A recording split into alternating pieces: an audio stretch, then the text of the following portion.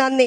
അതുപോലെ തിരിയിൽ സുഗന്ധാഭിഷേകം എനിക്ക് പല രീതിയിലായിട്ട് പല സമയങ്ങളിലായിട്ട് എത്രയെന്ന് എനിക്ക് എണ്ണാൻ പറ്റില്ല. അത്രയും മാതാവിൻ്റെ സാന്നിധ്യം എൻ്റെ വീട്ടിൽ മാതാവും ഈശോയും സ്ഥിരമായി ജീവിക്കുന്ന ആളാണ്. ഈ അൾത്താര പോലെ തന്നെയാണ് എൻ്റെ വീട്ടിൽ എൻ്റെ പ്രാർത്ഥനാ സ്ഥലം. ഏത് ദിവസവും ഞാൻ തിരി കത്തിച്ച് കഴിഞ്ഞാൽ പരിശുദ്ധാത്മാവ്, തിരുഹൃദയം, പൂവ്, കുരിശ്, ഈശോ, മാതാവ്, അങ്ങനെ പല രൂപങ്ങളായിട്ടും എനിക്ക് എൻ്റെ മാതാവിൻ്റെ സാന്നിധ്യം അന്ന് മുതൽ 3 വർഷമായി, അന്ന് മുതൽ ഇവിടെ നിന്ന് കിട്ടിയ ദൈവാനുഭവം മുതൽ ഇവിടെ ഇന്ന് വരെ എൻ്റെ മാതാവ് എൻ്റെ കൂടെ ഇങ്ങനെ എന്നെ കൊണ്ടു നടക്കുകയാണ്. പിന്നെ ഒരു ദിവസം ജോസഫ് അച്ഛൻ്റെ ധ്യാനം കൂടുമ്പോൾ എൻ്റെ വീട്ടിലെ ഈശോയുടെ ഫോട്ടോയുടെ നെറ്റിയിൽ ഒരു എണ്ണ, ജോസഫ് അച്ഛൻ്റെ ഉടമ്പടി ധ്യാനം കൂടുമ്പോൾ എൻ്റെ ഫോട്ടോയിൽ എൻ്റെ വീട്ടിലെ ഈശോയുടെ ഫോട്ടോയിൽ വന്ന എണ്ണയാണിത്.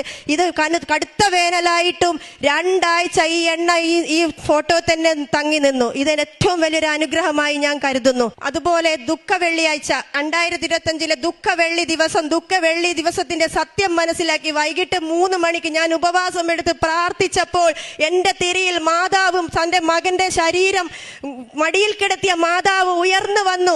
ഇത് എൻ്റെ ഏറ്റവും വലിയൊരു സത്യമായിട്ട് ഞാൻ ദുഃഖവെള്ളിന്റെ സത്യമായി ഞാൻ ഇവിടെ സാക്ഷ്യപ്പെടുന്നു. ആ മാതാവിനെ, ഈശോയെ ഞാൻ മഹത്വപ്പെടുത്തുന്നു. കഴിഞ്ഞ ദിവസങ്ങളിൽ എനിക്ക് വന്ന ഉടമ്പടി മാതാവ്, അത് വളരെ വ്യക്തമായ രീതിയിൽ മാതാവ് ഇരുന്ന് എന്നെ അനുഗ്രഹിക്കുന്നത് ഞാനിവിടെ സാക്ഷ്യപ്പെടുത്തുന്നു. പിന്നെ 2024 പെസഹ വ്യാഴം ദിവസം ഞാൻ ഉച്ചയ്ക്ക് അന്ന് എൻ്റെ വീട്ടിൽ എൻ്റെ ഹസ്ബൻഡ് 5 പാർസലായിരുന്നു വാങ്ങിയത്. ഞങ്ങൾ 5 ആളായിരുന്നു ഉണ്ടായിരുന്നത്.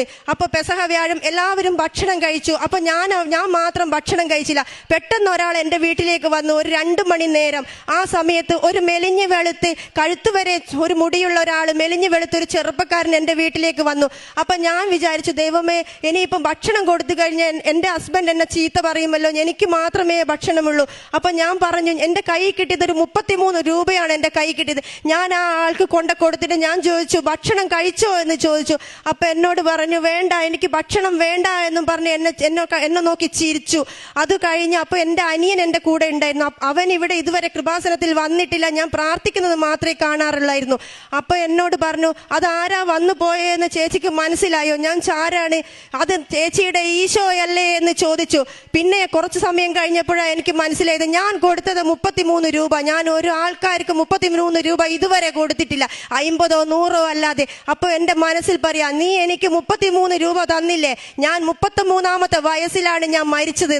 ആ ഒരു ഈശോയെ ഞാൻ 100% ഉറച്ചു വിശ്വസിക്കുന്നു. പെസഹ വ്യാഴം 2 മണിക്ക് എൻ്റെ വീട്ടിൽ വന്നത് എൻ്റെ ഈശോയാണെന്ന് ഉറച്ച് ഞാൻ വിശ്വസിക്കുന്നു. ഇത്രയും നല്ല അനുഗ്രഹങ്ങൾ എൻ്റെ ഈശോയും മാതാവും എനിക്ക് തന്നു. ഇനി സ്വപ്ന ദർശനമായിട്ട് ഒരു ദിവസം ഞാൻ ഉറങ്ങുമ്പോൾ മാതാവ് തീ ഗോളത്തിന്റെ നടുവിൽ മാതാവ് ഇങ്ങനെ, കൃപാസന മാതാവ് ഇങ്ങനെ മുഖം മാത്രമായിട്ട് നിൽക്കുന്നത് ഞാൻ കണ്ടു. പക്ഷെ എനിക്കത് കാണാൻ പറ്റുന്നില്ല. 1000 സൂര്യൻ ഉദിച്ചു നിൽക്കുന്നത് പോലെ മാതാവ് തേജസ്സോടുകൂടി നിൽക്കുന്നു. ആ ഒരു സ്വപ്ന ദർശനം എനിക്ക് കണ്ടായി. അതുപോലെ ഇവിടെ